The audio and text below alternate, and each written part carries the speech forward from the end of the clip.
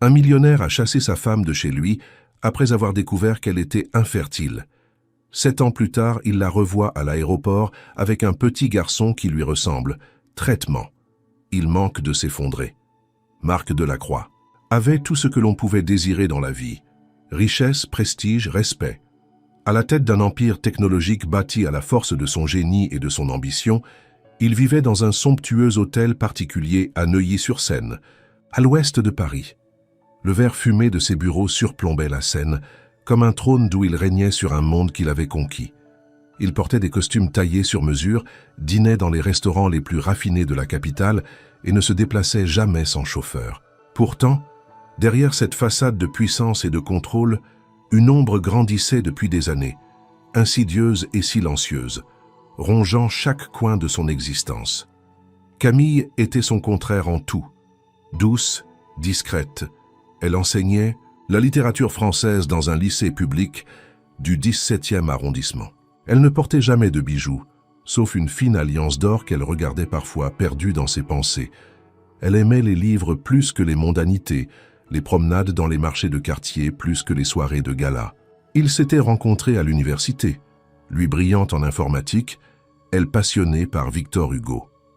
Leur histoire avait défié les probabilités et les attentes, l'ambitieux et la rêveuse. Et pendant un temps, ils avaient été heureux, follement. Mais ce bonheur avait commencé à s'effriter là où il faisait le plus mal. Après des années de tentatives, de traitements, d'espoirs montés et effondrés, la vérité leur fut livrée comme un couperet. Camille ne pourrait pas avoir d'enfant.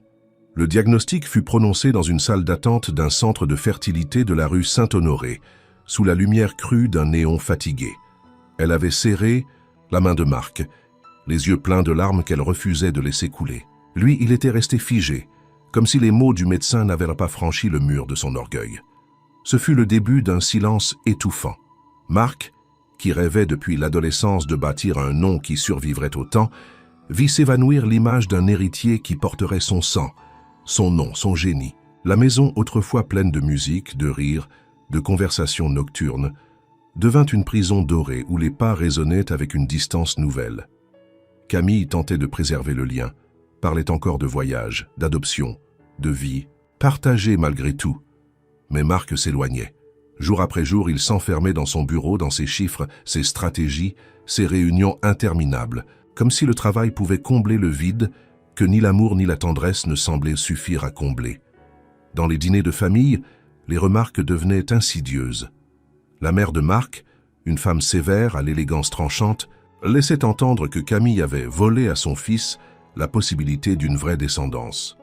Le père, discret mais conservateur, lui adressait des regards de plus en plus pleins de reproches muets. Marc ne disait rien. Il ne la défendait plus. Il ne la regardait même plus. Camille, malgré sa douleur, gardait la tête haute. Elle espérait encore, quelque part en elle, que l'homme qu'elle avait aimé si fort finirait par revenir. Mais ce n'était pas un simple éloignement. C'était une déchirure. Une obsession muette et corrosive s'était emparée de Marc. Celle de ne pas laisser son histoire s'éteindre avec lui.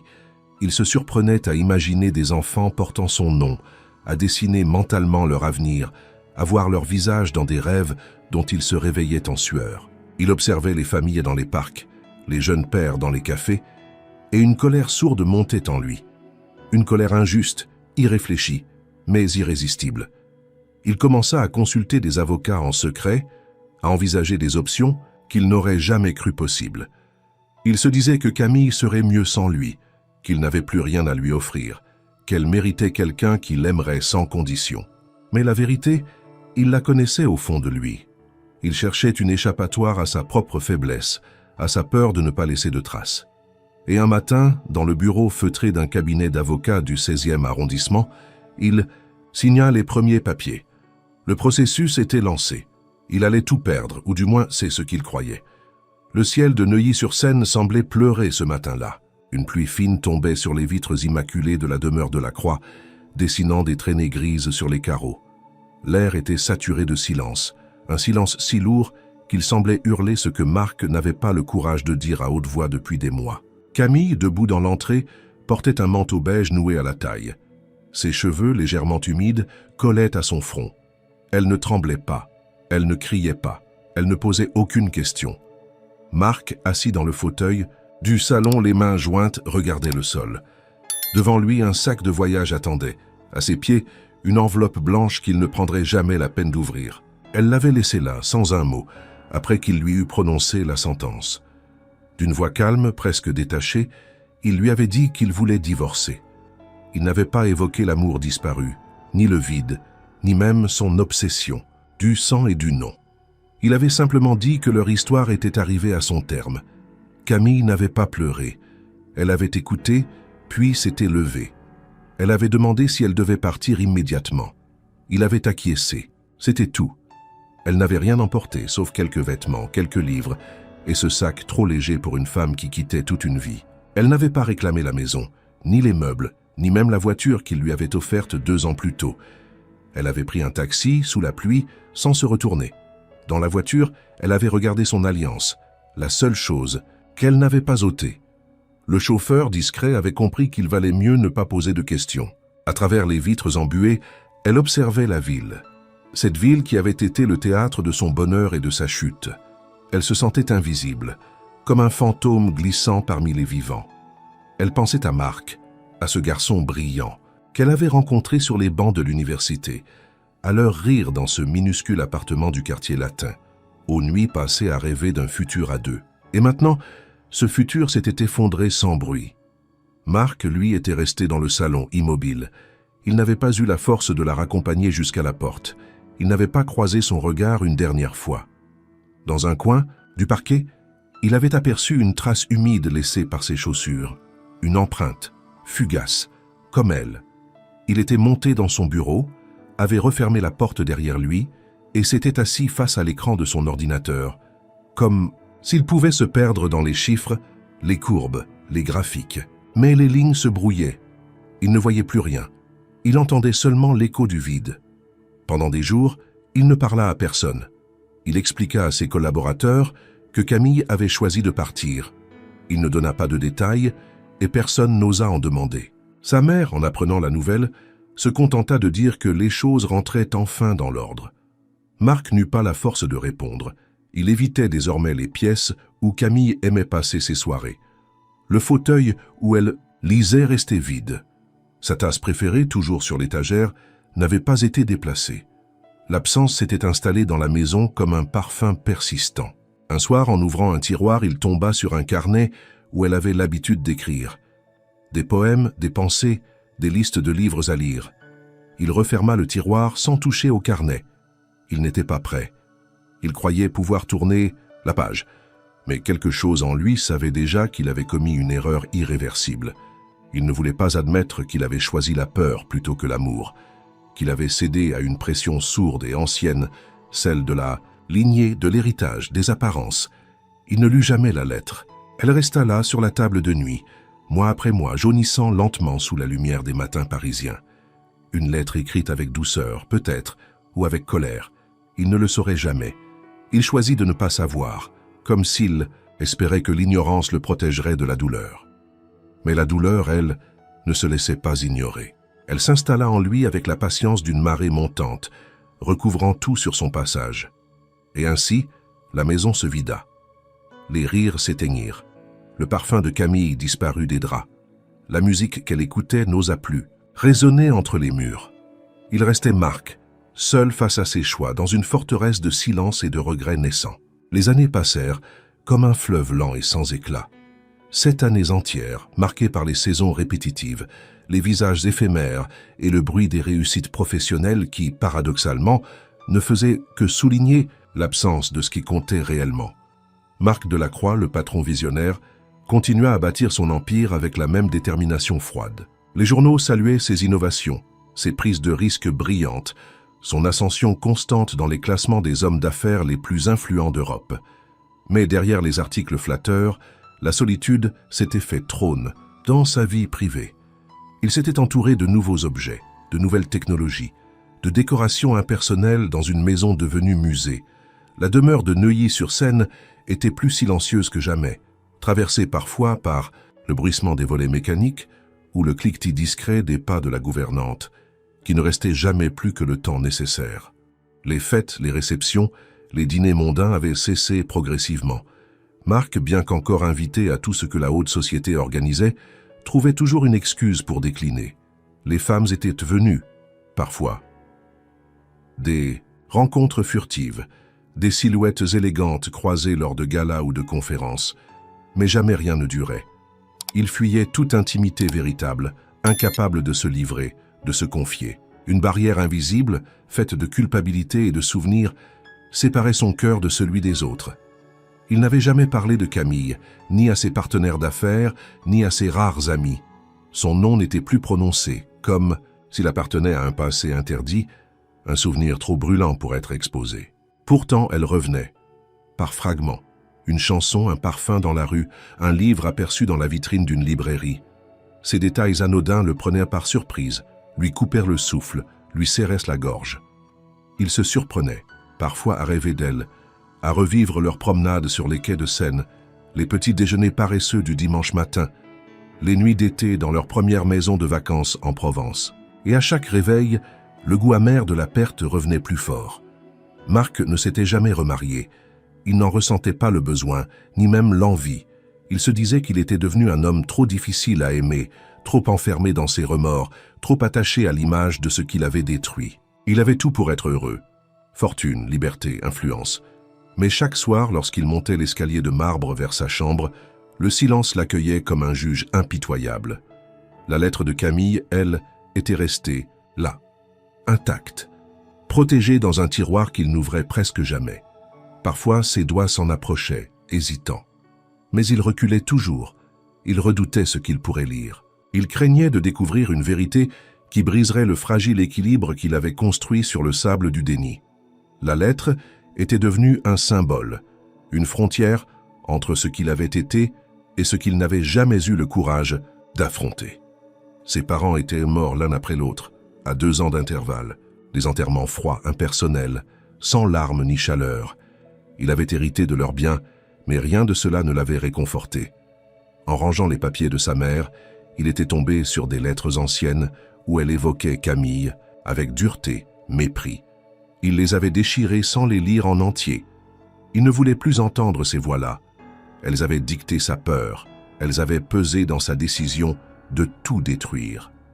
Aujourd'hui, il refusait de leur accorder plus de pouvoir. Marc passait ses week-ends à lire, parfois à marcher seul dans le bois de Boulogne, d'autres fois à contempler la ville depuis les hauteurs de Montmartre. Il observait les familles, les enfants, les couples. Une mélancolie douce s'installait alors, non plus comme une douleur vive, mais comme une absence résignée. Il pensait parfois qu'il n'aurait pas de descendance, que son nom mourrait avec lui. Et cette idée, loin de l'effrayer comme avant, le plongeait dans une acceptation amère. Un soir d'hiver, alors qu'il rentrait d'un congrès à Genève, Marc trouva dans son salon un livre qu'il ne se souvenait pas avoir vu depuis longtemps. C'était un recueil de poèmes que Camille adorait. Il l'ouvrit au hasard, lut quelques vers, et pour la première fois en 7 ans, il sentit les larmes monter. Pas de colère, pas de rage, seulement un chagrin ancien, longtemps refoulé, qui remontait lentement à la surface. Et ce fut peut-être ce soir-là, sans qu'il le sache encore, que quelque chose changea. Une fissure dans l'armure, une faille dans le mur. Une ouverture minuscule par où l'inattendu pourrait un jour se glisser. Le hall de l'aéroport Charles de Gaulle bourdonnait d'activité en cette fin d'après-midi. Des valises roulaient sur le sol de marbre. Des annonces retentissaient en plusieurs langues. Des familles s'embrassaient. Des hommes d'affaires marchaient d'un pas pressé. Marc Delacroix, costume impeccablement ajusté, attendait son vol pour Lyon. Il avait une série de réunions prévues avec des partenaires stratégiques, mais son esprit était ailleurs, engourdi par la routine et le poids invisible de ce qu'il n'osait plus nommer. Il marchait lentement le long des boutiques du terminal, une tasse de café à la main, distrait par les visages, les voix, les lumières. Soudain, il entendit une voix douce, calme, familière. Une voix qu'il n'avait pas entendue depuis 7 ans, mais qui résonna immédiatement dans chaque fibre de son être. Il se figea, tourna lentement la tête, et là, à quelques mètres de lui, il la vit. Camille. Elle portait un manteau bleu foncé et parlait à un enfant qui lui tenait la main. Le garçon, d'environ 6 ans, sautillait à côté d'elle, les yeux brillants, les cheveux légèrement en bataille. Elle s'agenouilla pour remettre en place son écharpe, puis se redressa et jeta un regard en direction de Marc. Leurs yeux se croisèrent. Le temps sembla se suspendre. Il sentit son cœur s'arrêter. Camille n'avait presque pas changé. Un peu plus fine peut-être, les traits marqués par les années, mais toujours cette lumière dans le regard, cette grâce discrète qui l'avait tant bouleversé jadis. Elle resta immobile un instant, puis baissa les yeux. Le garçon tira sur sa main. « Maman, c'est qui le monsieur qui te regarde comme ça ?» Marc sentit son souffle se couper. « Maman !» Ce mot le frappa avec la violence d'une révélation. Il détailla l'enfant. Les yeux clairs, la courbe du nez, le menton affirmé, quelque chose dans ses traits lui rappelait quelqu'un qu'il connaissait très bien, lui-même. Ce fut comme un miroir du passé, une réminiscence troublante de son propre visage d'enfant. Il fit un pas en avant mais s'arrêta. Camille s'était penchée vers le garçon et lui avait murmuré quelque chose. Le petit hocha la tête. Elle leva les yeux vers Marc une dernière fois, un regard indéchiffrable, entre tristesse et calme, puis se détourna. Ils marchèrent tous deux vers le portique d'embarquement, main dans la main, sans se retourner. Marc resta là figé au milieu du hall, la tasse de café tremblant dans sa main. Les gens passaient autour de lui, l'ignorant. Une voix annonçait un embarquement. Il n'écoutait plus. Il ne voyait plus rien. Il n'entendait plus que cette petite voix. « C'est qui le monsieur qui te regarde comme ça ?» Une question innocente mais qui ouvrait un abîme, la possibilité, l'impossible devenu soudain tangible. Camille avec un enfant, un garçon de 6 ans. Le calcul était immédiat. Le cœur de Marc battait à tout rompre. Une date, un souvenir, une lettre jamais lue, tout se mélangeait. Et la panique montait, le regret, l'espoir, la peur. Il courut presque jusqu'à la baie vitrée, tentant de les revoir, de les repérer dans la foule, mais ils avaient déjà disparu. Le vol pour Bordeaux était annoncé sur l'un des écrans. Bordeaux. Ce nom s'inscrivit dans son esprit comme une clé. Il ne savait pas pourquoi elle y allait, ni si elle y vivait, ni qui était réellement ce garçon. Mais une chose était certaine, ce n'était pas un hasard. Le vol pour Lyon était déjà en phase d'embarquement. Il regarda son billet, puis le déchira lentement. Il n'irait pas à Lyon, pas maintenant. Il avait quelque chose à comprendre, quelque chose qu'il aurait dû chercher depuis longtemps. Quelque chose qui venait, brutalement, de le réveiller d'un sommeil de 7 ans. Et dans son regard perdu, alors qu'il se dirigeait vers la sortie, on pouvait lire autre chose que de la surprise. C'était de la crainte, oui. Mais aussi une étincelle qu'on n'avait plus vue depuis longtemps, l'urgence de savoir. Le brouhaha de l'aéroport semblait s'être évaporé. Même après plusieurs minutes, Marc restait debout, tourné vers le portique d'embarquement, les mains toujours crispées contre les poches de son manteau. Le visage de Camille et celui du garçon hantaient à son esprit avec une clarté douloureuse. Il aurait voulu crier son nom, courir à sa rencontre, exiger une explication. Mais il n'avait pas bougé. Il n'en avait pas eu le droit. Pas après tout ce qu'il avait fait. Et surtout pas après tout ce qu'il avait abandonné.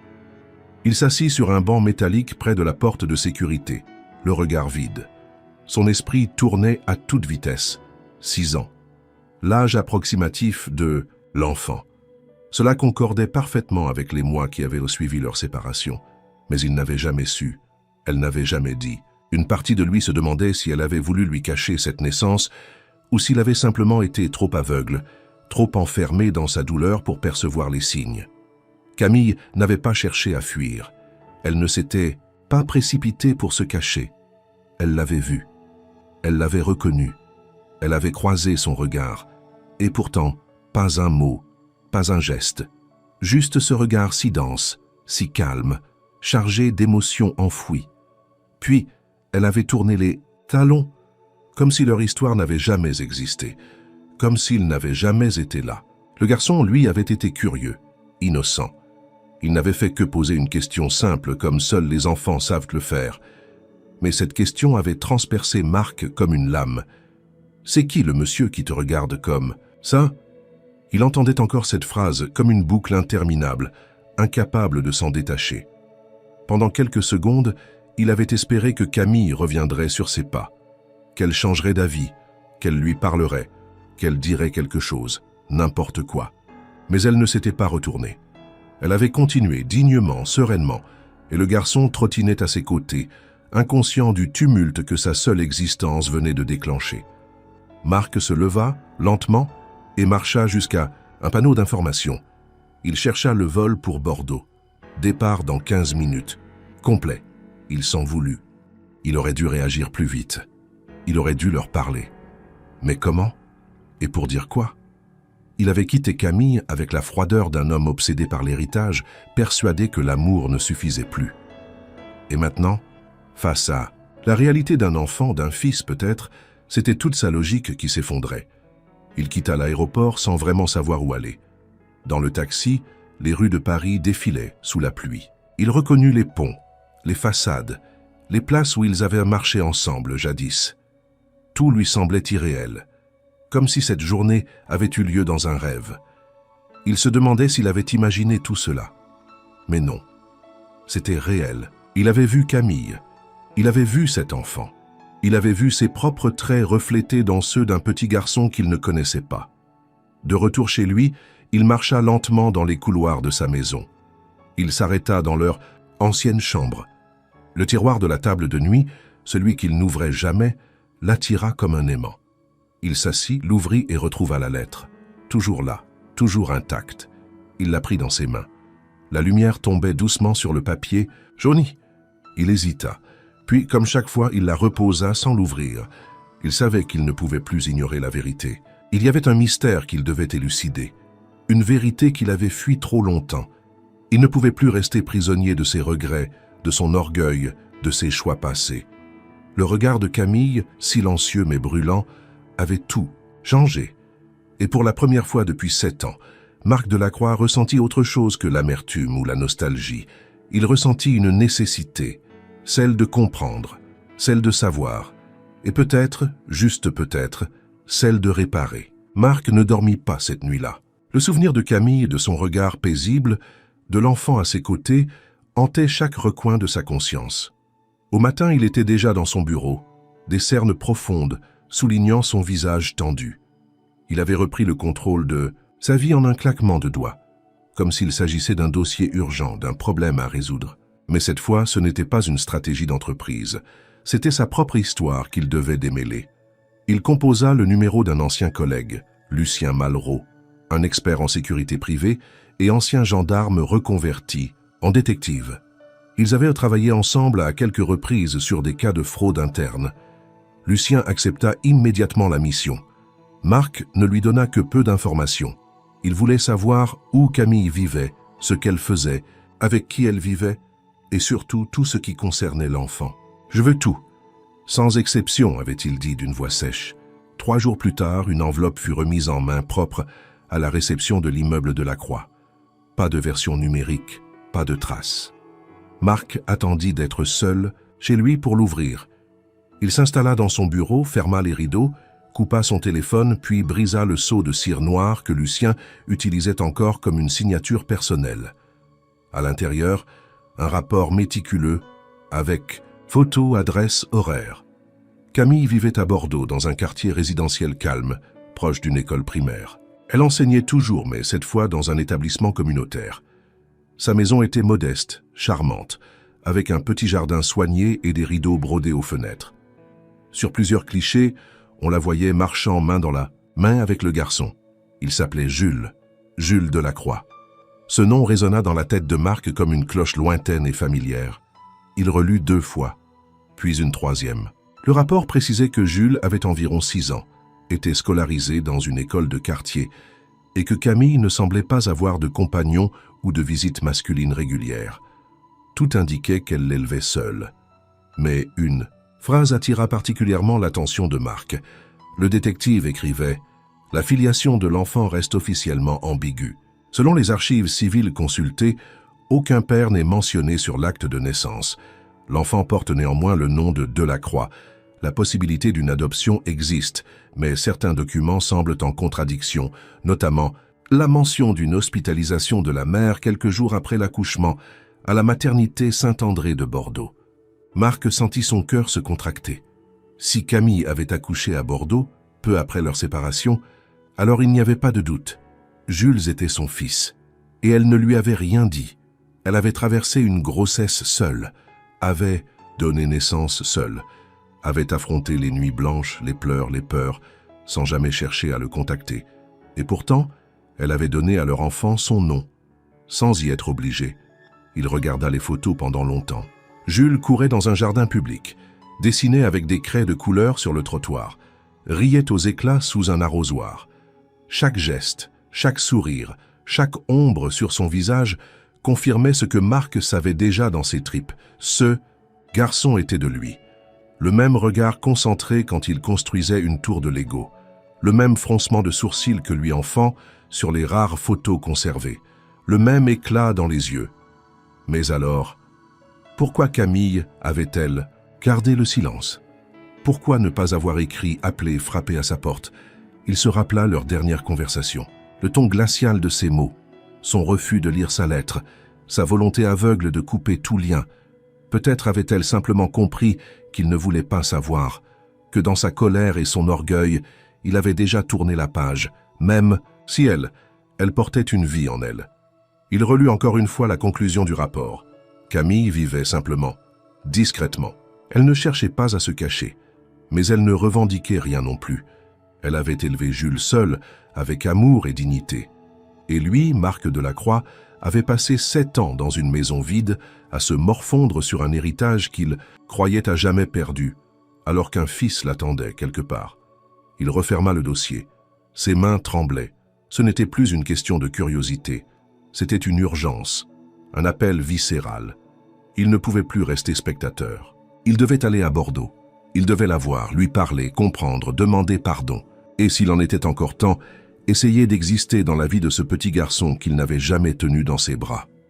Le lendemain matin, à la première heure, Marc monta dans un train en direction de Bordeaux.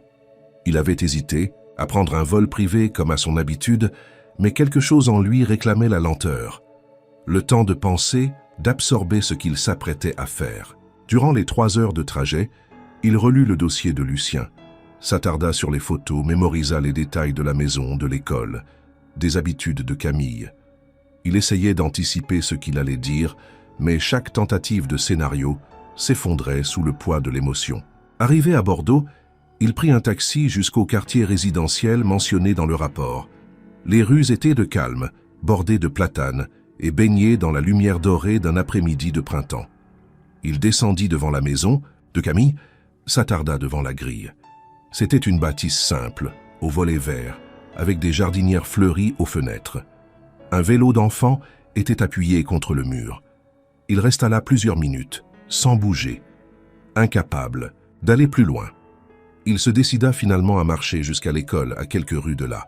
Les enfants sortaient peu à peu, courant vers leurs parents. Il la vit au loin. Camille, debout près du portail, saluait une collègue. Jules sortit en courant, un sac à dos trop grand sur les épaules, et se jeta dans ses bras. Ils rirent. Ils s'éloignèrent ensemble, sans voir l'homme qui les observait à distance, caché derrière un arbre. Marc resta là, le souffle court. La scène était belle, tendre, et douloureusement inaccessible.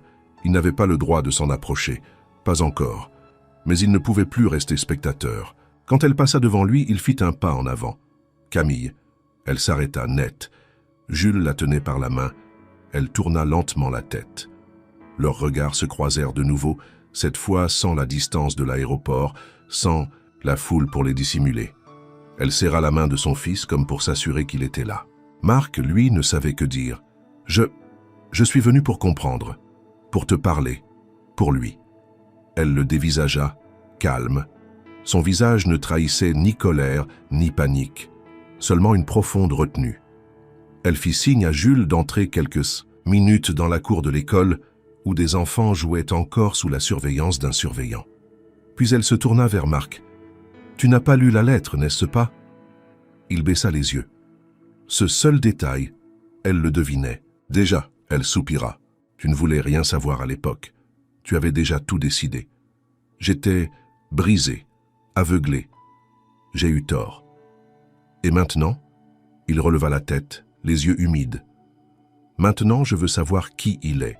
Je veux savoir qui tu es devenu. Je veux comprendre ce que j'ai perdu. Et si j'ai encore une chance de réparer. » Camille croisa les bras, le regard toujours posé sur lui. « Tu n'es pas venu pour lui, pas encore. Tu es venu pour soulager ta conscience. Ce n'est pas vrai, j'ai vu ses yeux, j'ai vu mon visage sur le sien. Elle sembla fléchir légèrement. Une ombre de douleur passa dans ses traits. Tu n'étais pas là quand j'ai appris que j'étais enceinte. Tu n'étais pas là quand il est né. Quand il a eu peur pour la première fois. Quand il a fait sa première chute. Quand il m'a appelé maman. Tu l'as effacé avant même de savoir qu'il existait. Marc sentit la morsure de ses mots, mais ne répondit pas immédiatement. Il savait qu'elle avait raison. Il inspira profondément. « Dis-moi ce que je dois faire. Dis-moi ce que je dois être. Je ne veux pas juste passer. Je veux mériter d'être là. » Camille resta silencieuse un long moment, puis elle regarda vers Jules, qui riait en jouant à cache-cache derrière un buisson. « Il ne sait rien de toi. Il croit que son père n'a jamais voulu exister. Si tu veux lui prouver le contraire, alors commence par ne pas tout bousculer. Observe, apprends, et surtout, sois patient. » Elle tourna les talons, le regard encore dur, mais pas fermé. Puis elle alla chercher Jules. Main dans la main, ils s'éloignèrent. Mais cette fois, elle se retourna une dernière fois. Juste une seconde.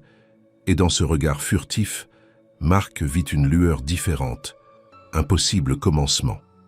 Le lendemain, Marc revint dans le quartier discret où vivait Camille, vêtu simplement, tentant de ne pas trahir l'homme qu'il avait été. Distant, inaccessible, enfermé dans ses principes. Il avait pris une chambre dans un petit hôtel non loin de l'école, dans l'un de ces établissements modestes qu'il n'aurait jamais choisi autrefois. Il voulait être proche, sans envahir, attentif, sans imposer. Il ne savait pas exactement comment procéder, mais il avait compris une chose essentielle. Il ne s'agissait plus de lui. Pendant plusieurs jours, il observa de loin. Il vit Camille accompagner Jules à l'école chaque matin, souvent en s'insitant, discutant avec d'autres parents, toujours avec une bienveillance douce. Il vit le garçon jouer dans le jardin, dessiner sur la terrasse, courir derrière un ballon. Il le vit rire, tomber, se relever, et à chaque instant, il sentait en lui un mélange d'admiration et de déchirement. Il n'avait rien vu de ses premières années, et pourtant quelque chose en lui, viscéral, s'ancrait chaque jour un peu plus. Cet enfant était à lui, son sang, sa chair, son reflet. Un jeudi, Camille sortit seule, en fin d'après-midi. Marc la suivit à distance respectueuse jusqu'à un petit café où elle s'installa avec un livre. Il hésita, puis entra. Elle le vit s'approcher, referma son ouvrage, le regard neutre. « Tu ne sais pas abandonner, » murmura-t-elle. « Je ne veux pas cette fois. » Elle soupira et l'invita à s'asseoir. « Ah. » Ils restèrent silencieux un moment, deux étrangers liés par une histoire encore inachevée. « Tu veux entendre l'histoire ? La vraie ?» dit-elle soudain sans le regarder. « Oui, je t'en supplie. » Elle posa les mains à plat sur la table. « 3 semaines avant que tu ne demandes le divorce, j'ai appris que j'étais enceinte. J'avais fait un test à la pharmacie, seule. Tu étais enfermée dans ton bureau depuis des jours. Je t'ai entendu appeler un avocat. J'ai su que tu avais déjà pris ta décision. » Il voulut parler, mais elle leva la main. « Laisse-moi finir. J'ai essayé d'attendre le bon moment. Je voulais que tu sois prêt à m'entendre. Mais tu étais glacé. Tu ne me regardais plus. Je t'ai quitté sans rien dire parce que je croyais que tu n'aurais jamais voulu de cet enfant. Tu m'avais dit, mot pour mot, « Je ne peux pas vivre sans un héritier. Je refuse de continuer dans un mariage stérile. » Tu n'as jamais pensé que les choses pouvaient changer. Marc avait baissé la tête, honteux. « Je ne savais pas. Je n'ai jamais su. Tu ne voulais pas savoir. Tu étais trop occupé à te battre contre ce que tu ne pouvais pas contrôler. Trop concentré sur ton nom, ton image, ton empire. J'étais une variable de ton échec. » Elle marqua une pause, la voix légèrement tremblante. « Quand Jules est né, j'ai pensé un instant écrire, mais j'avais trop peur. Peur que tu veuilles le prendre pas pour lui, mais pour toi, pour ton ego, pour ton besoin d'héritier. Alors j'ai choisi de protéger cet enfant, de lui offrir une vie paisible sans drame, sans guerre d'orgueil. Et tu lui as donné mon nom, parce qu'il est de toi. Et malgré tout, je voulais qu'il sache d'où il venait. Un jour, quand il serait prêt. » Marc sentait une douleur sourde grandir en lui. Il comprenait enfin l'étendue du mal qu'il avait causé, par ses absences, par ses silences, par sa fuite. Il aurait voulu revenir en arrière, être là à chaque instant, Mais il ne pouvait que regarder le présent et espérer y faire germer autre chose. « Je ne veux rien te prendre, Camille. Ni lui, ni ta vie. Je veux seulement réparer, apprendre, être là. » Elle le fixa longuement, comme si elle pesait ses mots. « Alors commence par être humble, par admettre que ce n'est pas à toi de décider du rythme. Si tu veux une place dans la vie de Jules, tu devras gagner sa confiance. Pas en tant que père au début, en tant qu'homme capable d'aimer sans condition. » Marc acquiesça. Il comprenait. Il n'était plus ce qu'il croyait être. Ni un mari, ni un père. Seulement un homme face à son passé. Et devant lui, peut-être, l'infime chance d'un avenir. Les jours suivants furent faits de prudence, de gestes mesurés et de silence observé avec soin. Marc ne tenta plus d'imposer sa présence. Il suivait à distance, parfois s'arrêtant à un coin de rue, parfois prenant un café à la terrasse d'en face. Il voulait être là sans être envahissant, visible sans s'imposer. Camille l'avait autorisé à commencer cette approche, mais elle avait été claire. Tout dépendrait de lui. Et surtout, tout dépendrait de Jules. C'était un samedi, matin ensoleillé, quand Camille l'appela pour la première fois. Elle ne proposa pas de rencontre formelle, pas de discussion sérieuse. Elle lui dit simplement « Il va à son atelier de dessin, tu peux l'y voir si tu veux. » Il comprit l'importance du moment. Ce n'était pas une invitation, c'était un test, une ouverture fragile. Il se rendit donc à la petite maison de quartier où les enfants s'assemblaient pour peindre, dessiner, découper.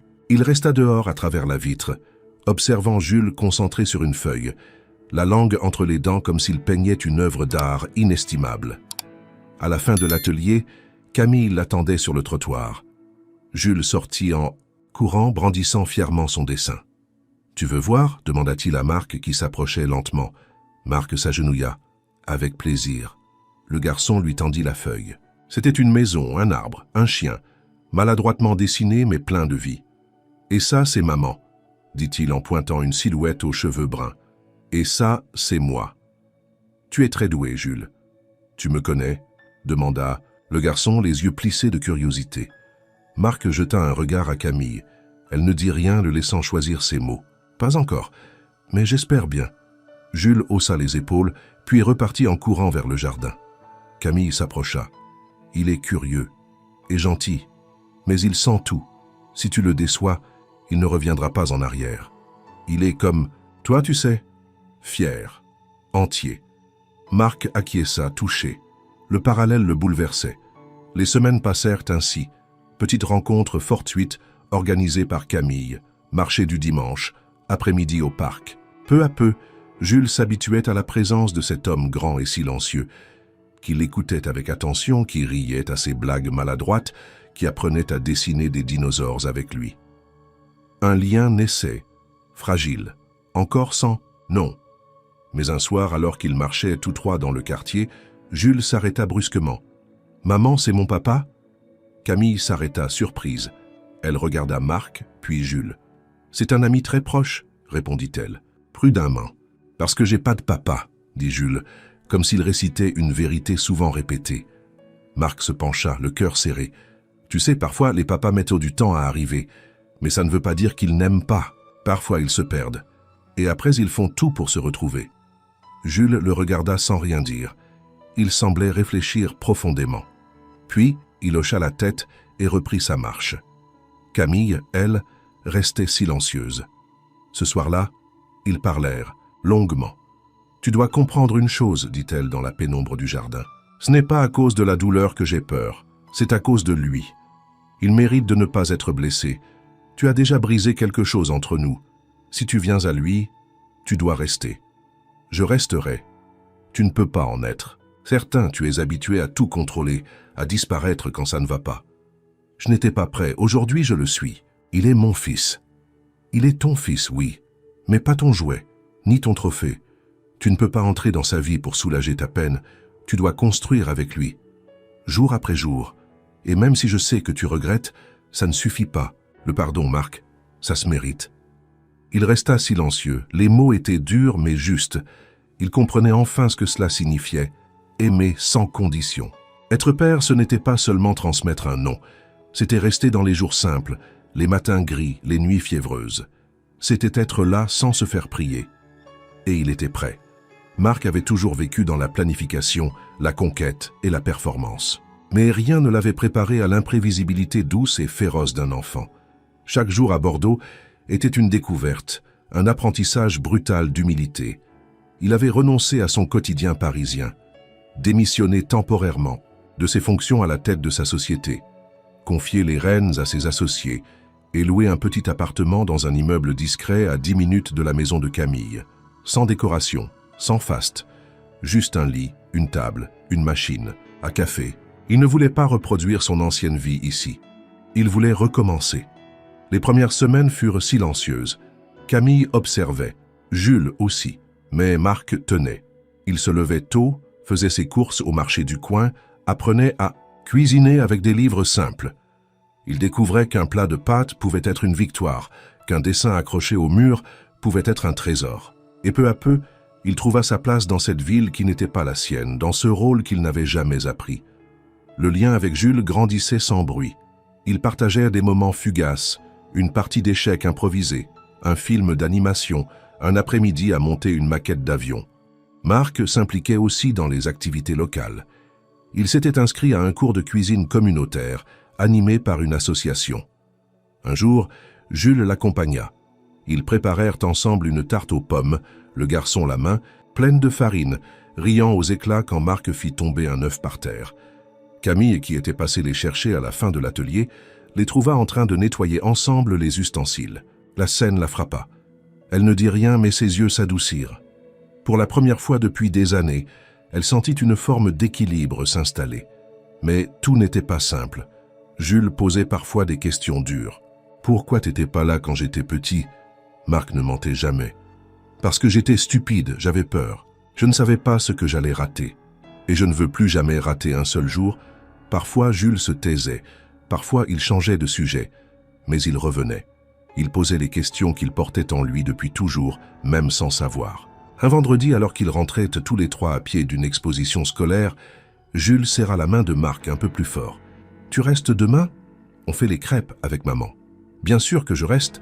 Ce « on » fut un point de bascule. Marc sentit que quelque chose avait changé. Il n'était plus un étranger. Il était devenu partie du « nous ».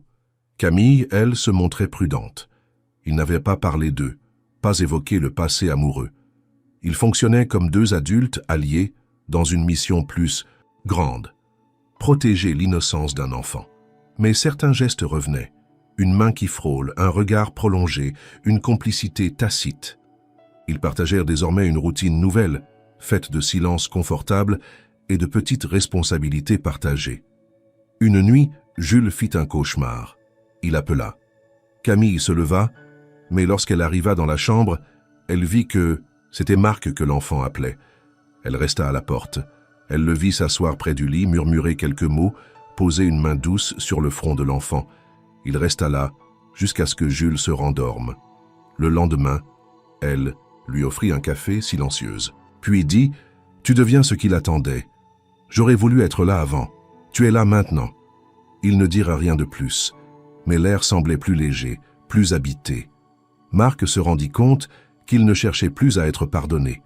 Il voulait seulement être digne de ce qu'il avait retrouvé. Et chaque sourire de Jules, chaque soupir de confiance de Camille, était une victoire intime qu'il chérissait comme une bénédiction. Le printemps avait installé ses couleurs sur les rues tranquilles de Bordeaux. Les arbres en fleurs, les rires d'enfants dans les cours d'école, le chant lointain des oiseaux, tout semblait annoncer une forme de renouveau. Pour Marc, ces semaines passées auprès de Jules et de Camille n'étaient pas seulement une réinvention de sa vie, mais une mue lente, profonde, silencieuse. L'homme qu'il avait été autrefois lui semblait désormais étranger. Chaque matin, en se rasant dans la petite salle de bain de son appartement spartiate, il voyait dans le miroir un regard un peu plus serein, un peu moins habité par la peur. Ce fut lors de la fête de fin d'année scolaire que le changement s'imposa avec une clarté bouleversante.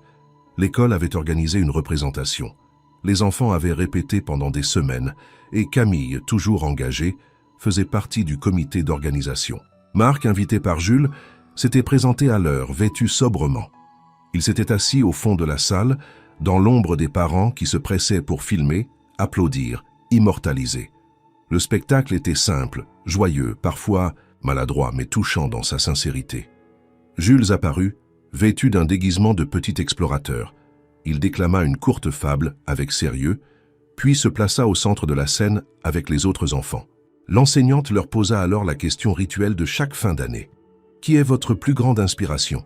Les enfants levèrent la main, des réponses jaillirent. « Ma maman, mon grand frère, le vétérinaire ?» Puis Jules leva la main timidement. L'enseignante hocha la tête. « Mon papa, dit-il. » Un silence s'installa. Dans la salle, plusieurs regards se tournèrent vers Camille. Elle, figée, fixait son fils, incapable de réagir. « Mon papa, même s'il est arrivé tard, il m'a appris qu'on peut réparer ce qu'on a cassé.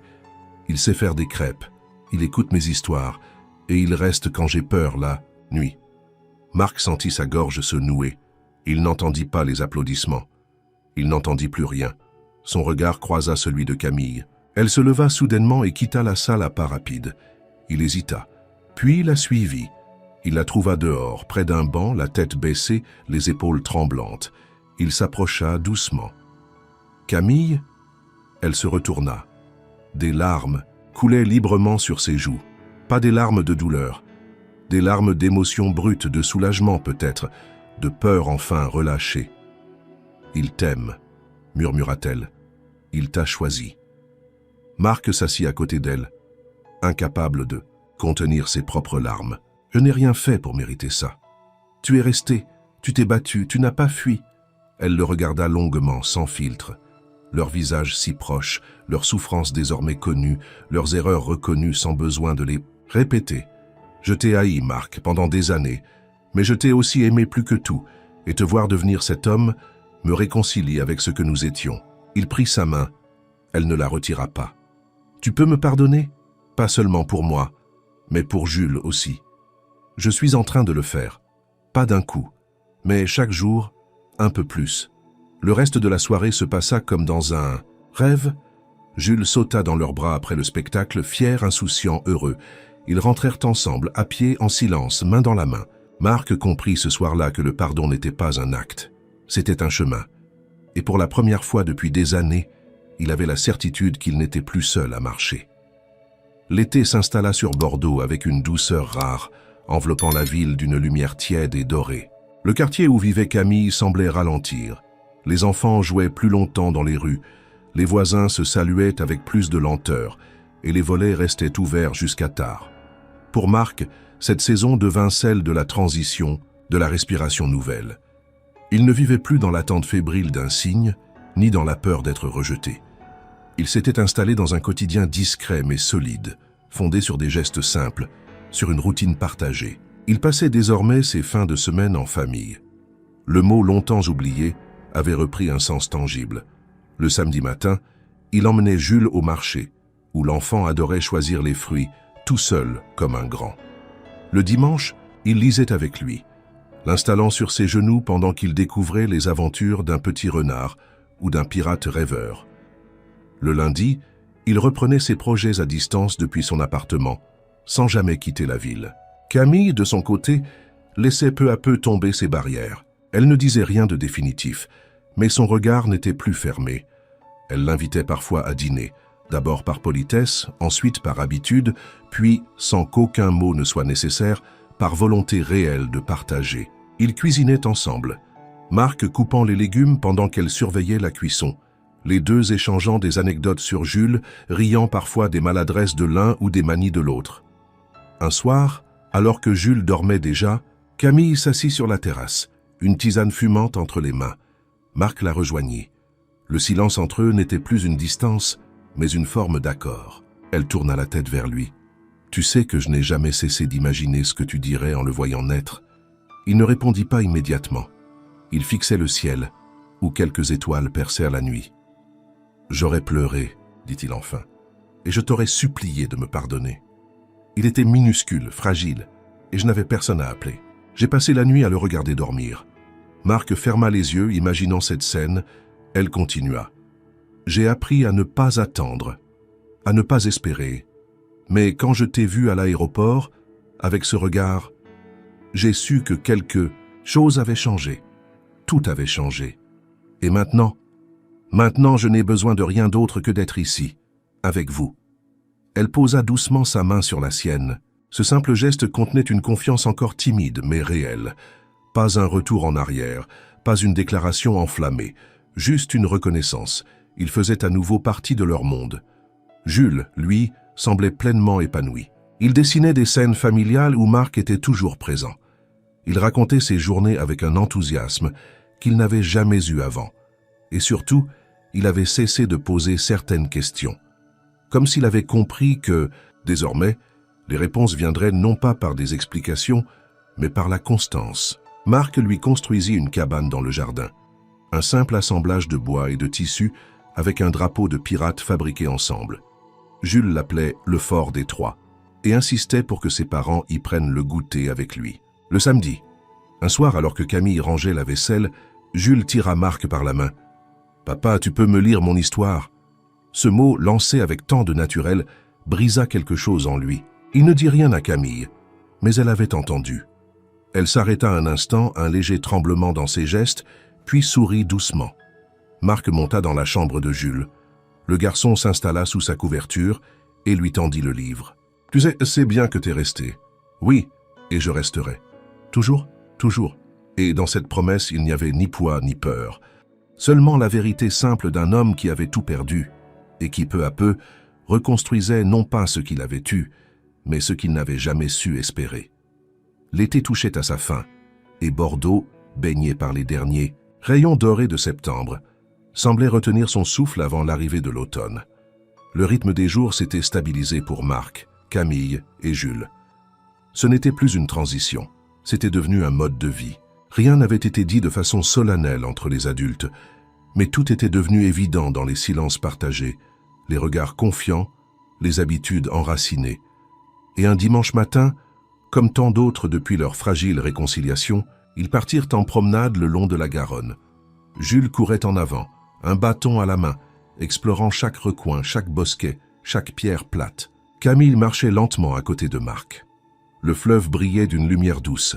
Leurs mains se frôlèrent plusieurs fois sans s'attraper. Puis, naturellement, Marc glissa ses doigts entre les siens. Elle ne les retira pas. Ils s'arrêtèrent, près d'un banc, sous un platane centenaire. Jules jouait à quelques mètres. Marc regarda l'eau, puis Camille. « Tu sais, il y a 7 ans, j'ai tout perdu en croyant tout contrôler. Aujourd'hui, j'ai l'impression de ne rien posséder, et pourtant, j'ai ce qui compte le plus. » Elle tourna la tête vers lui, le regard paisible. « Tu n'as rien perdu. Tu t'es seulement éloigné, et tu as eu la chance de pouvoir revenir. » Il soupira. « Je pense souvent à cette lettre, celle que je n'ai jamais lue. Elle est toujours là, chez moi, fermée, jaunie, intacte. »« Tu n'as plus besoin de la lire, dit-elle. Tout ce que j'y ai écrit, tu es en train de le vivre et de le comprendre. » Ils restèrent silencieux. Jules revint vers eux en courant, fier d'un caillou plat trouvé près de l'eau. « On peut le lancer loin ?» demanda-t-il. Marc prit le galet, s'agenouilla et montra à son fils comment le faire ricocher. Le caillou sauta 3 fois avant de sombrer. Jules éclata de rire, puis tenta à son tour. « 3 rebonds. T'as vu, maman ?»« J'ai vu, mon cœur. » Ils reprirent la marche lentement, sans se presser. Le vent léger faisait danser les feuilles. Les passants les saluaient d'un signe de tête. Personne ne savait ce qu'ils avaient traversé. Personne ne pouvait deviner le poids de leur silence, la profondeur de leurs cicatrices, ni la lumière douce de leur reconstruction. Camille s'arrêta un instant, fixant le fleuve. « Je n'aurais jamais cru que nous serions à nouveau ici, ensemble. »« Moi non plus, » admit Marc, « mais je remercie chaque jour pour cette seconde chance. Elle n'est pas tombée du ciel, tu es venu la chercher. » Il sourit. « Et je resterai pour l'honorer, pour vous honorer. » Elle le regarda, longuement. Puis s'approcha, posa sa tête contre son épaule. « Tu as encore peur de ne pas laisser de traces ? Non, parce que Jules est là, et toi aussi. Vous êtes mon héritage. » Jules les appela un peu plus loin, courant vers un arbre creux où il avait aperçu un chaton endormi. Marc et Camille le rejoignirent. Ils s'assirent dans l'herbe simplement, comme une famille, pas parfaite, mais entière. Et dans le murmure du vent, le bruit du fleuve, les rires d'enfants, Marc comprit que l'histoire n'était plus un fardeau. Elle était devenue un lieu, un refuge, un foyer.